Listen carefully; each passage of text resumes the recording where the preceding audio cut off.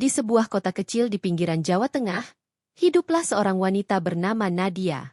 Ia adalah sosok wanita yang sukses, kaya, berpendidikan, dan dihormati banyak orang. Namun di balik senyum dan segala kemewahan hidupnya, ada luka yang dalam. Anak sematawayangnya, Ayunda, telah terbaring koma selama berbulan-bulan. Segala cara sudah ditempuh. Dokter-dokter terbaik sudah didatangkan. Namun hasilnya tetap sama. Tubuh kecil itu hanya diam, tertidur tanpa tahu waktu. Suatu pagi, di depan rumah besar Nadia, datanglah seorang lelaki tua berpakaian lusuh. Namanya Raka, seorang tabib kampung yang dikenal suka menolong tanpa pamrih. Di tangannya tergenggam sebotol ramuan tradisional berwarna kecoklatan. Dengan langkah pelan, ia mendekati gerbang rumah itu dan berkata lembut, "Bu, izinkan saya mencoba membantu. Ramuan ini dari akar-akar hutan. Mungkin, dengan izin Allah, bisa menolong putri ibu." Namun, bukannya mendapat sambutan baik, lelaki tua itu justru diusir dengan kasar. "Hei, jangan sembarangan. Anak saya dirawat dokter terbaik, bukan oleh orang kotor seperti kamu." Raka hanya tersenyum tipis. Ia menunduk, lalu berkata dengan lirih, "Saya hanya menyampaikan amanah dari seorang guru. Bukan ramuan ini yang menyembuhkan, tapi kuasa Tuhan yang bekerja lewat hal kecil yang sering kita remehkan." Dengan langkah berat, Raka pun pergi, meninggalkan rumah besar itu di bawah terik matahari. Namun malamnya, Nadia tak bisa tidur. Entah kenapa, kata-kata lelaki itu terus terngiang di telinganya. Ia melihat wajah anaknya yang pucat, tubuh kecil yang tak lagi bergerak, dan tiba-tiba hatinya luluh. Keesokan paginya, dengan hati ragu, ia menyuruh asisten rumah tangga mencari lelaki tua itu. Setelah seharian mencari, akhirnya Raka ditemukan sedang menambal ban di pinggir jalan. Dengan penuh rasa malu, Nadia menghampirinya dan memohon, "Pak, maafkan saya. Tolong selamatkan anak saya." Raka hanya menatap lembut, lalu berkata, "Saya tak bisa menjanjikan apa-apa, Bu. Tapi mari kita berdoa bersama." Ia lalu membuka botol kecil berisi ramuan itu, meneteskan ke bibir Ayunda. Sambil berzikir pelan, memohon hanya kepada Tuhan yang Maha Kuasa. Beberapa jam kemudian, keajaiban itu terjadi. Jari kecil Ayunda bergerak. Matanya perlahan terbuka, menatap ibunya yang menangis haru. Nadia berlutut, memeluk anaknya sambil menitikkan air mata yang tak terbendung. Di sudut ruangan, Raka hanya tersenyum, menunduk syukur. "Tuhan tidak melihat tangan siapa yang ia gunakan," ujarnya lembut. "Kadang, tangan yang kotor di mata manusia, justru yang paling bersih di hadapannya." Sejak hari itu, hidup Nadia berubah. Ia belajar rendah hati, belajar memuliakan siapapun, tak peduli dari mana asalnya. Dan Raka, ia kembali ke kehidupannya yang sederhana, menambal ban, menolong siapapun yang datang. Karena baginya, setiap kebaikan, sekecil apapun, adalah ibadah yang akan kembali pada waktunya. Jangan pernah menghina orang lain. Sebab bisa jadi, orang yang kau remehkan, adalah jalan Tuhan untuk menyelamatkanmu. Langkah kaki Nadia terasa berat menapaki jalan tanah yang becek. Mobil mewahnya ia tinggalkan di pinggir jalan besar. Dari sana, ia harus berjalan kaki menuju sebuah perkampungan kecil di tepi sungai, tempat orang-orang bilang, lelaki bernama Santoso tinggal. Udara pagi itu masih diselimuti embun. Anak-anak kampung berlari tanpa alas kaki, dan para ibu sibuk menjemur pakaian di halaman. Semua menatap heran saat melihat seorang wanita berpenampilan elegan berjalan sendirian dengan wajah gusar dan mata lelah. "Permisi," ujar Nadia kepada seorang ibu paruhbaya yang sedang menyapu halaman. "Apakah ibu tahu rumah Pak Santoso?" katanya. "Beliau seorang tabib." Perempuan itu berhenti menyapu, lalu menunjuk ke arah sebuah gubuk kecil di dekat sungai. "Kalau Mbah Santoso, rumahnya di ujung sana, Bu. Yang atapnya dari seng karatan itu." "Terima kasih," ucap Nadia pelan. Langkahnya berlanjut melewati pematang sawah. Di ujung jalan, benar saja, sebuah gubuk reot berdiri di antara pepohonan pisang. Dindingnya dari anyaman bambu, dan di depannya tampak seorang lelaki tua sedang menumbuk sesuatu di lesung kecil. Dialah Santoso. Wajahnya tampak tenang, dengan sorot mata lembut yang meneduhkan. Di sebelahnya, Seekor kucing kampung melingkar tidur di atas kain lusuh. Nadia berhenti di depan gubuk itu. Suaranya bergetar ketika berkata, "Assalamualaikum, Mbah Santoso." Santoso mendongak. Begitu melihat wajah Nadia, ia tersenyum ramah. "Waalaikumsalam, oh, ini ibu yang tempo hari di rumah besar, ya?" Nadia menunduk malu. "Iya, Mbah, maafkan saya atas sikap saya kemarin. Saya datang untuk meminta tolong anak saya. Ayunda, masih belum sadar." Santoso menatap dalam-dalam, lalu mengangguk pelan. "Tak apa, Bu. Kadang hati manusia baru terbuka ketika rasa putus asa mengetuk pintunya." Ia berdiri, lalu mempersilakan Nadia duduk di kursi bambu di teras kecil itu. Nadia duduk, menatap sekeliling. Di dalam gubuk, terlihat beberapa botol kaca berisi cairan warna-warni, serta rak kecil penuh dedaunan kering dan akar-akaran. Tak ada kemewahan di sana, hanya kesederhanaan yang terasa damai.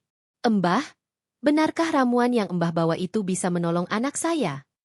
Santoso tersenyum tipis. "Saya tak pernah mengatakan ramuan ini menyembuhkan, Bu.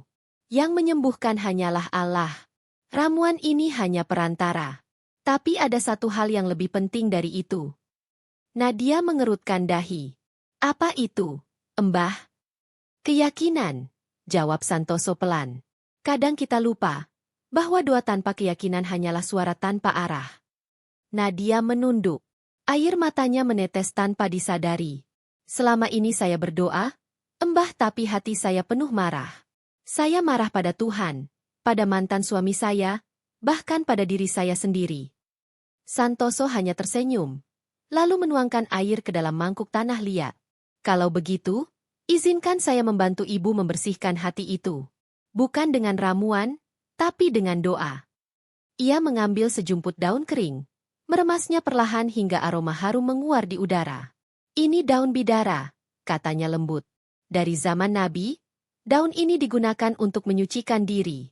Bukan untuk sihir, tapi untuk mengingatkan manusia agar kembali pada fitrahnya." Nadia memperhatikan dengan takjub saat Santoso mencampur daun itu ke air, lalu berdoa dengan lirih. Suara doanya lembut, penuh penghayatan, seolah tiap kata membawa ketenangan yang sulit dijelaskan. "Ya Allah, Engkau yang maha menyembuhkan. Tidak ada yang sulit bagi MU. Jika Engkau berkehendak, maka sembuhkanlah Ayunda. Bukan karena ramuan ini, tapi karena kasih sayang MU yang tak terbatas."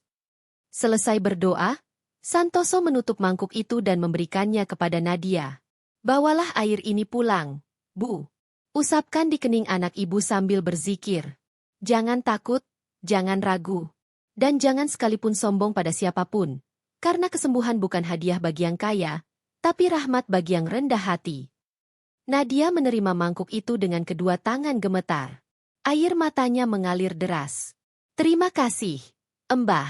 Saya tak tahu bagaimana membalasnya. Cukup doakan saya agar bisa terus menolong orang lain," jawab Santoso dengan senyum lembut. Sore itu, Nadia pulang ke rumah dengan hati yang berbeda. Di sepanjang perjalanan, ia merasakan ketenangan yang belum pernah ia rasakan sebelumnya. Begitu tiba, ia langsung menuju kamar Ayunda. Duduk di sisi ranjang, ia menatap wajah anaknya dan berbisik pelan. "Sayang, ini dari seorang lelaki tua berhati suci. Semoga Allah mendengar doa kita malam ini." Dengan perlahan, Nadia mengusapkan air ramuan itu ke kening Ayunda sambil meneteskan air mata. "Bismillahirrahmanirrahim. Ya Allah, hanya Engkau yang berkuasa atas hidup dan mati. Jika memang Engkau izinkan, kembalikanlah senyum anakku." Malam pun tiba. Angin berhembus lembut dari jendela yang terbuka, membawa aroma dedaunan bidara. Nadia tertidur di samping anaknya dengan rasa harap yang baru. Bukan lagi berharap pada manusia, tapi sepenuhnya berserah pada Tuhan. Keesokan harinya, sesuatu yang aneh terjadi. Perawat yang menjaga Ayunda tiba-tiba berteriak dari kamar. "Bu Nadia, cepat ke sini." Nadia terbangun dan berlari dengan jantung berdebar. Begitu masuk ke kamar, ia melihat jari-jari Ayunda bergerak perlahan. Mata kecil itu mulai bergetar, seolah berusaha terbuka. "Ya Allah!" Nadia menutup mulutnya dengan tangan. Air matanya tumpah. "Ayunda, kau dengar ibu?" Jari kecil itu kembali bergerak, pelan tapi nyata. Perawat menatap tak percaya. Ini kemajuan besar, Bu. Nadia berlutut di sisi ranjang, mencium tangan anaknya sambil terisak. Terima kasih, ya Allah. Engkau kirimkan orang yang tak pernah kuanggap untuk menolongku. Malam itu, Nadia tak berhenti menangis dalam sujudnya. Ia tahu, keajaiban itu bukan datang dari ramuan, tapi dari keikhlasan hati seorang lelaki tua yang hidupnya sederhana. Dan dari doa seorang ibu yang akhirnya benar-benar berserah. Namun kisah ini belum selesai. Karena setelah Ayunda mulai menunjukkan tanda-tanda kesadaran, ujian baru justru menanti Nadia. Ujian tentang kesombongan lama yang kembali menguji hatinya. Subuh baru saja tiba. Cahaya matahari perlahan menyelinap di balik tirai kamar, menyentuh wajah mungil Ayunda yang kini tampak lebih segar. Matanya masih tertutup, tapi napasnya terasa lebih stabil. Pipinya mulai berwarna merah muda kembali. Nadia terbangun dari sajadah, air mata haru masih menetes di pipinya. Semalam, ia kembali memanjatkan doa dengan penuh syukur, berulang kali menyebut nama Allah dengan hati yang lebih tenang. Setiap helaan napas Ayunda kini terasa seperti anugerah yang tak ternilai. Alhamdulillah, bisik Nadia. Engkau kabulkan doaku, ya Rab. Engkau kirimkan pertolongan melalui hamba MU yang sederhana. Ia menatap foto Ayunda yang tersenyum ceria di meja kecil. Dalam hatinya, ia bertekad, jika anakku sembuh, aku akan temui Mbah Santoso lagi. Aku ingin berterima kasih dengan tulus. Beberapa hari kemudian, kondisi Ayunda semakin membaik. Ia mulai bisa menggerakkan tangan dan membuka mata meski perlahan. Dokter yang datang untuk memeriksa terkejut bukan main. Ini, luar biasa, Bu Nadia, kata sang dokter sambil memeriksa monitor alat medis. Denyut nadinya normal, otaknya mulai memberi respons. Secara medis, ini sulit dijelaskan. Nadia tersenyum sambil menatap anaknya yang mulai membuka mata. Tidak ada yang sulit bagi Tuhan, Dok. Semua karena kehendaknya. Dokter hanya bisa mengangguk pelan. Kalau begitu, terus jaga kondisinya. Keajaiban seperti ini jarang terjadi. Kabar itu pun menyebar cepat. Tetangga, teman lama, bahkan wartawan lokal mulai berdatangan. Bu Nadia, benarkah anak ibu sembuh karena ramuan tradisional? Siapa yang menyembuhkan? Bisa kami wawancara? Nadia awalnya menolak. Ia takut orang akan salah paham. Namun lama-kelamaan, sorotan kamera dan pujian mulai membuat hatinya goyah. Di media sosial, namanya kembali viral. Kali ini bukan karena bisnisnya, tapi karena keajaiban penyembuhan anaknya. Komentar berdatangan. Bu Nadia memang luar biasa. Doa ibu yang tulus pasti dikabulkan Tuhan. Namun tak satu pun yang tahu nama Santoso, lelaki tua yang menjadi perantara mukjizat itu. Sore itu, Nadia duduk di ruang tamu sambil menatap layar ponselnya. Jumlah pengikut di akun bisnisnya meningkat tajam. Banyak yang menawarkan kerjasama, bahkan sebuah stasiun TV menghubunginya. Bu Nadia, kata seorang produser lewat telepon, kami ingin menayangkan kisah inspiratif Anda. Ini bisa jadi contoh bagi banyak orang. Nadia diam sejenak. Hatinya berdebar. Baiklah, saya akan pikirkan, jawabnya akhirnya. Namun malamnya, saat ia menatap wajah Ayunda yang mulai bisa berbicara dengan lirih, rasa bersalah mulai tumbuh. Ibu, suara kecil itu bergetar. Aku dengar waktu aku tidur, ada suara orang tua yang berdoa di dekatku. Siapa dia, Bu? Pertanyaan itu membuat Nadia terdiam. Matanya menatap kosong ke arah jendela. Dia, suaranya lirih. Dia orang baik, Nak. Seorang lelaki tua bernama Mbah Santoso. Ayunda tersenyum samar. Ibu sudah berterima kasih ke dia? Nadia menunduk. Belum.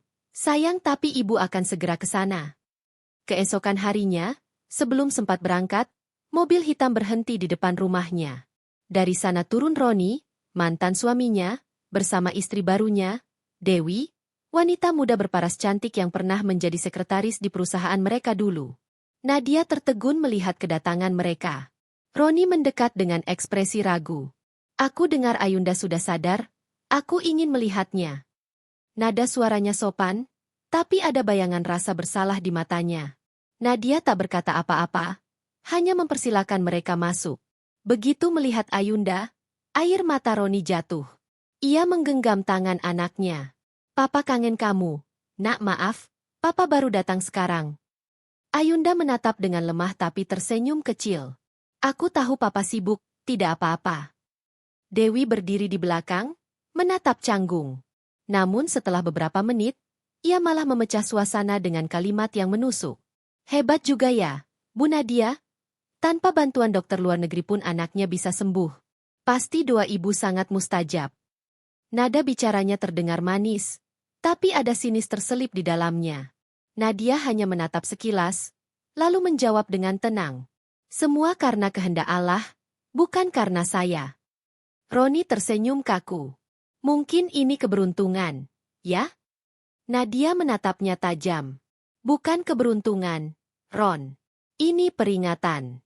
Mungkin Tuhan ingin mengingatkan kita bahwa tak ada yang bisa menandingi doa seorang ibu. Suasana menjadi hening. Roni menunduk, merasa malu. Namun saat mereka pamit, Nadia mendengar Dewi berbisik di dekat mobil. Lihat saja, semua orang memuji dia sekarang. Padahal siapa tahu itu cuma kebetulan. Kalimat itu menancap di hati Nadia. Ia terdiam di teras rumah, menatap langit senja yang mulai berwarna jingga. Dalam diam, kesombongan lama mulai menyelinap perlahan. Perasaan bahwa semua ini terjadi karena dirinya, karena doanya yang kuat, karena usahanya sendiri. Malam harinya, Nadia bermimpi aneh. Ia melihat dirinya berdiri di ladang luas, memegang botol ramuan kecil. Dari kejauhan, sosok Santoso muncul, menatapnya dengan senyum tenang. Ibu Nadia, katanya pelan. Apakah ibu sudah lupa? Siapa yang menolong? Nadia hendak menjawab, tapi lidahnya keluh. Lalu tiba-tiba langit berubah gelap, dan suara Ayunda terdengar lemah, memanggil. Ibu! Ibu! Ia terbangun dengan keringat dingin. Di sisi ranjang, Ayunda kembali pucat. Alat deteksi jantung menunjukkan penurunan detak. Nadia panik. Mira! Cepat panggil dokter. Namun di tengah kepanikan itu, satu hal terlintas di pikirannya. Mbah Santoso, hanya dia yang bisa menolong lagi. Subuh pun menjelang. Dengan wajah lelah dan mata sembab, Nadia bersiap menuju kampung lagi. Kali ini bukan dengan perasaan ragu, tapi dengan hati yang penuh penyesalan. Ya Allah, bisiknya di dalam mobil. Ampuni kesombonganku. Aku lupa bersyukur pada hamba MU yang kau utus untukku. Dan di balik kabut pagi yang menyelimuti jalan kecil menuju desa, terdengar gema adzan yang menenangkan hati. Langkahnya kali ini bukan sekadar mencari kesembuhan, tapi mencari ampunan dan kerendahan hati yang sempat ia lupakan. Mobil hitam milik Nadia perlahan berhenti di jalan kecil berbatu. Di kejauhan, terlihat bengkel tambal ban sederhana yang kini tampak lebih ramai dari sebelumnya.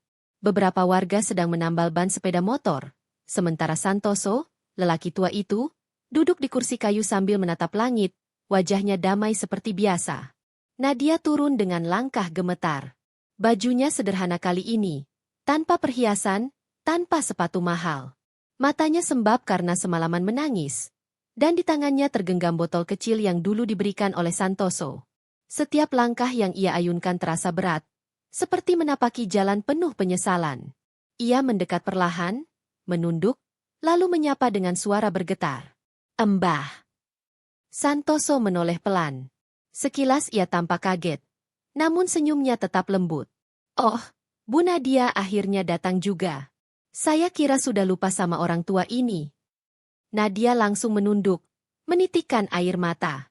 Saya datang untuk meminta maaf, Mbah. Saya terlalu sombong. Sajadah lusuh sudah terbentang. Santoso duduk bersila, sementara Nadia berlutut di sebelahnya, air matanya tak berhenti mengalir. Dengan suara bergetar, Santoso mulai berdoa. Ya Allah, kami ini hamba MU yang lemah. Kami sering lupa, kami sering sombong. Padahal semua hanya karena izin MU. Jika engkau berkenan, sembuhkanlah anak dari ibu ini. Tapi jika engkau ingin menguji, kuatkanlah hati mereka agar tetap bersyukur. Doa itu menggema dalam ruangan kecil itu. Suara Mbah Santoso bergetar, tapi penuh ketulusan. Nadia terisak semakin keras. Dalam hatinya, Ia merasa seperti dibersihkan dari segala kesombongan yang dulu menutup pandangannya. Ya Allah, ampuni aku yang telah meninggikan diri di atas MU, bisiknya lirih. Selesai berdoa, Santoso membuka matanya perlahan. Bu, jika Allah berkehendak, tidak ada yang mustahil. Tapi kali ini, saya tidak akan memberi ramuan apapun. Saya hanya ingin ibu yakin bahwa kesembuhan itu datang dari doa, bukan dari benda. Nadia menatapnya dengan mata merah, tapi ada cahaya baru di sana, cahaya keikhlasan. Terima kasih, Mbah. Kali ini saya benar-benar mengerti. Beberapa jam kemudian, Nadia kembali ke rumah. Di dalam kamar, Ayunda masih terbaring lemah. Namun kali ini, Nadia duduk di sampingnya dengan wajah yang lebih tenang. Ia memegang tangan putrinya dan berbisik di telinganya. Nah, ibu sudah kembali pada Allah. Kalau kamu masih ingin bertahan, bertahanlah karenanya. Tapi kalaupun kamu ingin beristirahat, ibu ikhlas. Air mata menetes di pipinya, jatuh ke tangan kecil Ayunda. Saat itu juga, seolah ada cahaya lembut yang menyinari wajah sang anak. Bibirnya bergerak pelan, dan suara lirih keluar dari tenggorokannya. Ibu jangan menangis. Nadia terkejut. Ayunda? Nak, kamu sadar? Ayunda tersenyum samar. Tadi, aku mimpi, Bu. Aku lihat kakek itu lagi. Katanya, jangan takut. Allah sudah dengar doa ibu. Nadia langsung memeluknya erat sambil menangis terisak. Alhamdulillah. Ya Allah, engkau begitu baik. Beberapa saat kemudian, dokter datang memeriksa dan lagi-lagi tercengang. Ini luar biasa, Bu. Kondisinya membaik lebih cepat dari perkiraan kami. Nadia tersenyum sambil menatap langit. Karena kali ini, saya tak lagi meminta keajaiban dari manusia, tapi langsung dari sang pemilik kehidupan. Beberapa hari berlalu, Ayunda benar-benar pulih. Tubuhnya sudah bisa bergerak normal, dan senyumnya kembali seperti dulu. Rumah mereka kini dipenuhi doa, bukan lagi sorotan kamera. Suatu pagi, Nadia mengajak Ayunda ke desa untuk menemui Mbah Santoso. Namun sesampainya di sana, bengkel itu sepi. Hanya ada papan kayu tua bertuliskan, Bengkel Santoso, yang tampak usang, dan seorang warga tua yang lewat. Permisi, Pak, Mbah Santoso kemana ya? Tanya Nadia sopan. Warga itu menatapnya lama, lalu berkata, Loh, Mbah Santoso sudah meninggal seminggu lalu. Bu, beliau sempat bilang, kalau ada seorang ibu datang mencarinya, suruh jangan sedih. Katanya, tugasnya sudah selesai. Nadia terpaku. Air matanya langsung jatuh tanpa bisa ditahan. Innalillahi. Mbah. Ayunda menggenggam tangan ibunya erat. Ibu jangan sedih. Kakek itu sudah bahagia, kan? Nadia mengangguk, menatap langit yang cerah. Iya, nak, dia sudah pulang dengan tenang.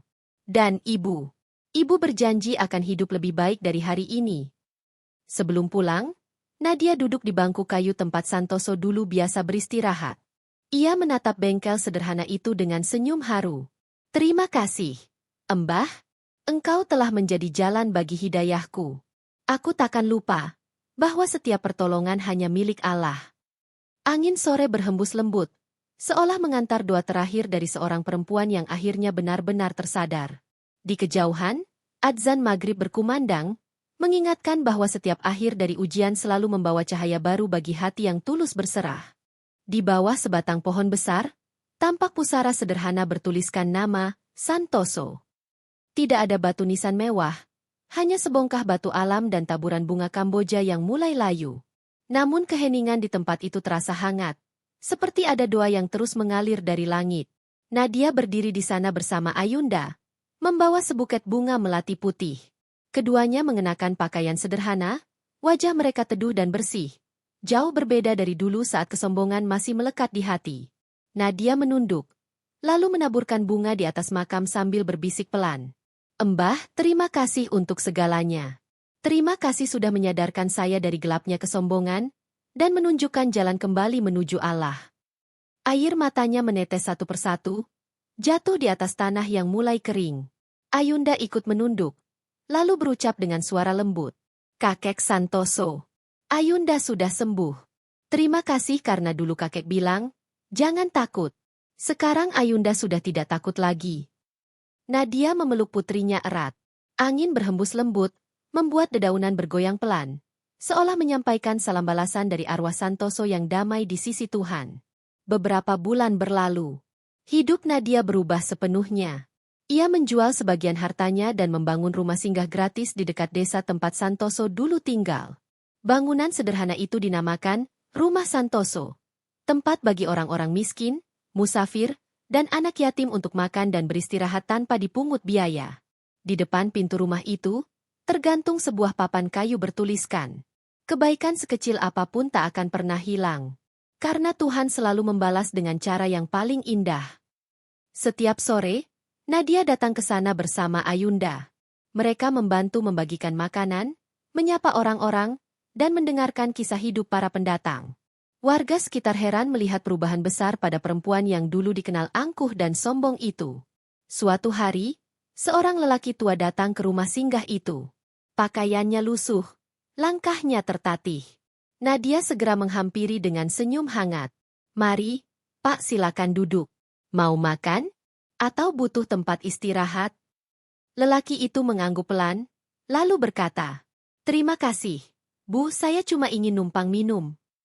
Nadia membawakannya segelas air putih dan sepotong roti. Lelaki tua itu memandang sekeliling, lalu tersenyum samar. Rumah ini terasa damai sekali. Seperti ada orang baik yang menjaga. Nadia tertegun. Ia menatap lelaki itu lama, lalu menjawab dengan suara bergetar. Mungkin benar, Pak, mungkin ada seseorang yang dulu menuntun saya sampai ke sini. Dan saya ingin meneruskan kebaikannya. Lelaki tua itu tersenyum lebih lebar, menatap langit sambil berkata, kalau begitu, beliau pasti bahagia di atas sana. Nadia menatap langit yang cerah. Angin sore berembus lembut, seakan membawa pesan dari seseorang yang telah tiada. Malam harinya, setelah semua tamu pulang, Nadia duduk di beranda rumah singgah sambil menatap bintang. Di sebelahnya, Ayunda yang kini sudah sehat sepenuhnya, bersandar di bahunya. Bu, kata Ayunda lirih, menurut ibu apakah kakek Santoso bisa melihat kita dari surga? Nadia tersenyum sambil mengusap rambut putrinya. Iya, Nak, ibu yakin beliau bisa melihat. Dan mungkin beliau sedang tersenyum, karena kita tak lagi hidup untuk dunia, tapi untuk berbuat kebaikan. Ayunda mengangguk pelan. Kalau begitu, kita harus terus jadi orang baik ya, Bu. Supaya nanti bisa ketemu lagi sama kakek Santoso di surga. Nadia menatap wajah anaknya. Wajah yang dulu terbaring tak berdaya, kini berseri penuh kehidupan. Air mata haru menetes. Tapi kali ini bukan karena sedih, melainkan karena syukur yang dalam. Iya, Nak, itu janji kita berdua. Kita akan terus berbuat baik, tanpa pamrih. Karena setiap kebaikan yang tulus, pasti akan kembali sebagai keindahan. Beberapa tahun kemudian, rumah Santoso menjadi tempat yang sangat dikenal. Banyak orang datang bukan hanya untuk makan, tapi juga mencari ketenangan batin. Di dinding utama rumah itu, tergantung foto kecil Santoso yang diambil dari warga desa. Wajahnya tersenyum lembut dengan mata yang teduh. Di bawahnya tertulis kalimat sederhana. Hidup bukan tentang seberapa tinggi kita berdiri, tapi seberapa rendah hati kita saat menolong sesama. Setiap orang yang datang selalu berhenti sejenak di depan foto itu, menunduk, lalu tersenyum. Nadia kini lebih sering menghabiskan waktu dengan mengajar anak-anak yatim membaca Al-Quran. Sementara Ayunda tumbuh menjadi remaja yang sopan dan penyayang, sering membantu ibunya di rumah singgah. Suatu sore, saat mereka berdua menyiapkan makanan untuk tamu yang datang, Ayunda menatap ibunya dan berkata, Bu, aku baru sadar waktu dulu aku sakit. Mungkin Allah memang ingin kita belajar sabar, ya? Nadia tersenyum, matanya berkaca-kaca. Iya, Nak, Allah selalu punya cara untuk mengajarkan kita arti kasih sayang. Kadang lewat luka, kadang lewat kehilangan. Ayunda memeluk ibunya erat. Tapi sekarang aku bahagia, Bu, karena kita belajar dari orang yang luar biasa seperti kakek Santoso. Nadia membalas pelukan itu dengan lembut, menatap langit senja yang mulai berwarna jingga. Benar, Nak, dan semoga setiap langkah kita bisa jadi amal jariah untuk beliau. Setiap kebaikan yang kita tanam, sekecil apapun, tak akan pernah sia-sia. Kadang, balasannya tak datang lewat harta atau pujian, tapi lewat kedamaian yang meresap di hati. Seperti kisah Santoso, lelaki tua yang pernah dihina, tapi membalas dengan doa dan kasih. Dan pada akhirnya, Tuhan sendiri yang menulis akhir bahagianya. Karena balasan indah dari Tuhan, selalu datang pada waktu yang paling tepat.